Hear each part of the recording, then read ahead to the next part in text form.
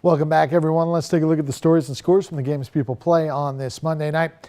All right, 12s. If you really thought the Seahawks were going to be just a 500 football team heading into late October, raise your hands, say aye.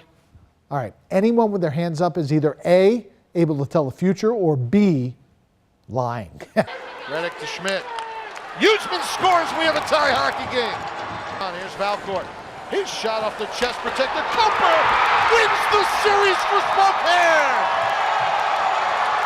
I gotta fix this now. Hold on. This is peeling. Hold on. That's no good. Going undefeated for 3 straight seasons at any age, in any league, in any sport is almost unheard of. But a football team in Richland is just 1 game away from doing just that. They are the Richland Raiders B team. Kids, yes, then they haven't lost a game since 2011. They're part of the Tri-Cities Grid Kids Football League. The team's 21 kids aged 11 and 12. They've won 9 games this year. 15 of them have been on the team since 2012 when they won all 8 of their games, plus that year's Super Bowl. They did it again last year. And if they win the Super Bowl this weekend, it's going to be 3 in a row. It's really exciting to do it for 3 years and hope we win. The Raiders we're notorious for being the most intimidating team. We're going out to win. We win. That's our sole purpose, is to win. That young man is very confident. The Grid Kids Super Bowl Saturday at Art Pfeiffer Stadium in Prosser, beginning at 3 p.m. See, the best things do come in small packages. And a good day today for the Tri-Cities Fever. The team's longest tenured player, defensive back Lionel Singleton, and defensive lineman Jake Colleen, who was with the Fever for a couple of seasons before playing in the AFL the last 2 years, both signing contracts for the 2015 season. But more importantly, perhaps, Singleton's After School Matters program, which provides area kids with academic tutoring, homework assistance, and physical fitness through exercise, receiving a $5,000 plus donation. Well, I hope you had a good day today. And even if you didn't, I'm sure it was better than the day that one-time Seahawks executive and current New York Jets general manager John Idzik had today. Take a look. This was the plane that was flying over Jets practice in New York today. It reads, yes, fire Idzik. The Jets are 1-7. Many are blaming the second-year general manager for the team's lousy performance. See? Now I bet you feel better about your day. Well, let's go back to the Hawks for a moment. And the Hawks hawk. Of course, you've seen this by now. Mascot Tama flying into the stands on Sunday, landing amongst the fans. Now, here's our first chance, however, to hear from the woman whose arm the Hawk came to rest on. It landed down on the guy's head. It was just like all of a sudden the bird came down and I just put my arm up and he just sat there. Surreal. It was just amazing. It was a good omen. And of course, the Seahawks won. Well, today, Tama responding with a tweet. Yeah, that's right. The bird tweeted, stating, I apologize to my family, to fellow birds everywhere, the Seahawks organization and fans. I am embarrassed by the pregame incident and the poor judgment I showed. Please understand my actions are not consistent with the type of bird I hope to become. Go Mees.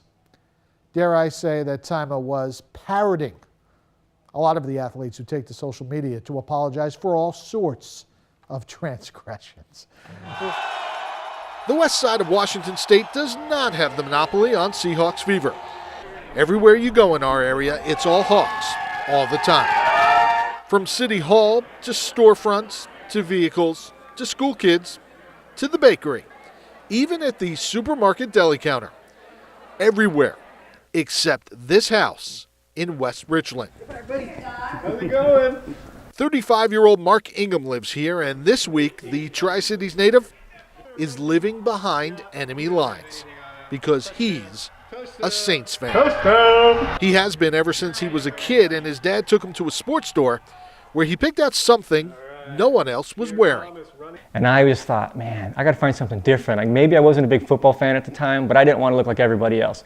Dad bought it for me, and then I just, man, for lack of a better word, it just consumed my life. In the quarter of a century since, Mark has established quite the collection. Some might even call it a shrine of sorts. Jerseys, pillows, programs, videos, gloves, even a helmet. You name it, he has it. And young sons Jackson and Owen have their own gear as well. Mark even submitted this video to win a contest held by a Saints player to win tickets to a game in New Orleans. But only the tickets. Mark had to pay for everything else in order to go. He did. Tomorrow, he'll be at CenturyLink, rooting heartily for his team, Do you care about the Seahawks? even if no one else is. You do care about the Seahawks a little bit. I will be head to toe New Orleans Saints, but I definitely will be rooting with respect. Whether we're winning or losing, I will not be loud and obnoxious, disrespectful to Seahawks fans because I will be greatly outnumbered. As for wife Katrina, who normally roots for the Saints alongside of her husband, She will be, rooting for the Seahawks. I'm actually somewhat happy that she'll be wearing a little bit of Seahawks clothes. I kind of feel that'll be a good buffer to me actually getting hazed and harassed too bad. but win or lose tomorrow, Mark says he will always only have one team, even when his entire community is rooting against it. Just take anything you're passionate about, any hobby you have, anything in general, times that by at least 10, and that's how big of a Saints fan I am. There you go. Nice job. One more. It is something we can all relate to, getting up, going to work, doing our jobs, and doing it all over again the next day. Day after day, year after year.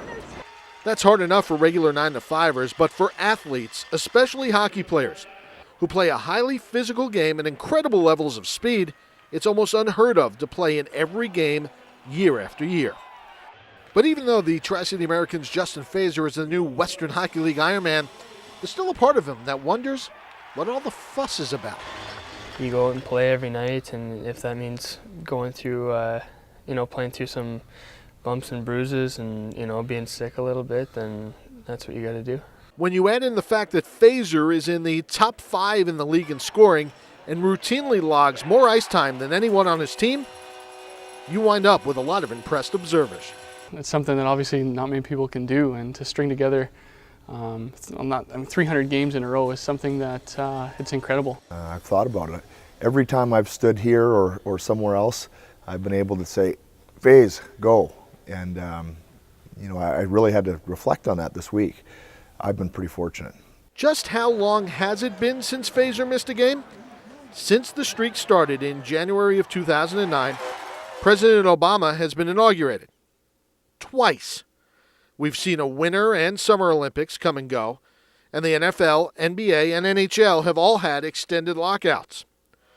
Through it all, Fazer has let his play speak for itself. I've never really been a vocal guy, but, playing hard, every night is what I try and do, especially, being the captain and being a leader on this team. He's not a cheerleader in the room by any means, but like I said, he does it on the ice, and we all follow. And he's arguably one of the most respected players in the league, and because of that. So, Fazer's description of himself, though, remains much more simple.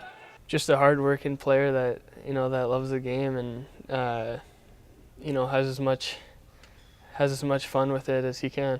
He's been a great player, but I think he's a good dude, and you like people like that in your life.